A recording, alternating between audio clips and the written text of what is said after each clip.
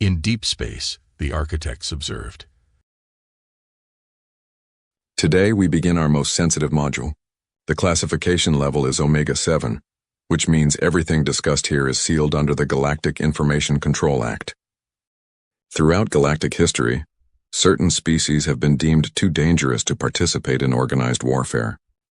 They are banned not because they lack skill but because they possess too much of it. Which species are we talking about, Professor? Only one species has ever received a complete warfare ban from the Galactic Council. They call themselves humans. The room fell silent. Several students had heard whispered rumors about humans, but official information was scarce. Most believed they were myths, stories told to frighten young military cadets. They evolved on a planet called Earth in what they designation as the Sol system. They were immediately quarantined after first contact. Humans exist? The humans themselves seem physically inferior to most galactic species. No natural armor. Limited strength compared to warrior races like the Brutax. No energy manipulation abilities like the Scions. The first galactic survey team that made contact with humans arrived during what the humans called World War II. The survey team expected to find a primitive civilization, perhaps worthy of uplifting to galactic standards.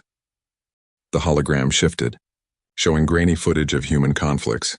Explosions, aircraft, tanks, and soldiers moving across devastated landscapes filled the display.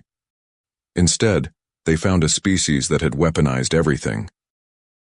The humans were engaged in a planetary war using technologies that seemed impossible for their development level. They had created weapons capable of destroying entire cities with single devices.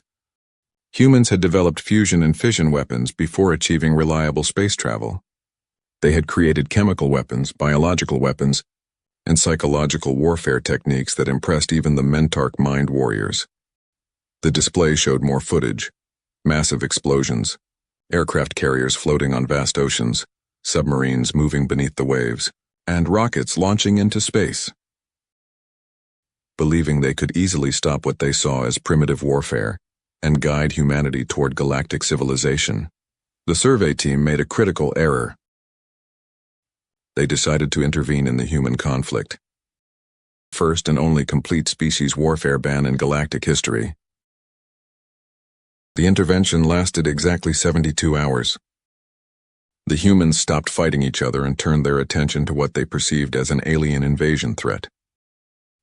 Within 3 days, they had reverse-engineered captured galactic technology, adapted their existing weapons to target survey team ships, and developed countermeasures against energy shields that had protected galactic vessels for millennia.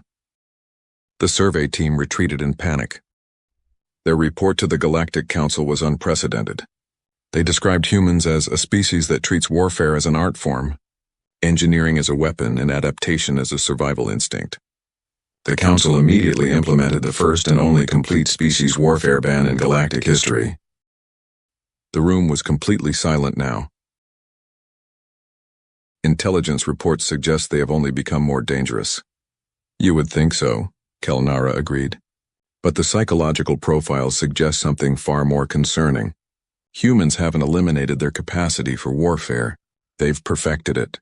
Without external enemies, they've turned their strategic minds toward exploration, engineering, and what they call preparing for the unknown.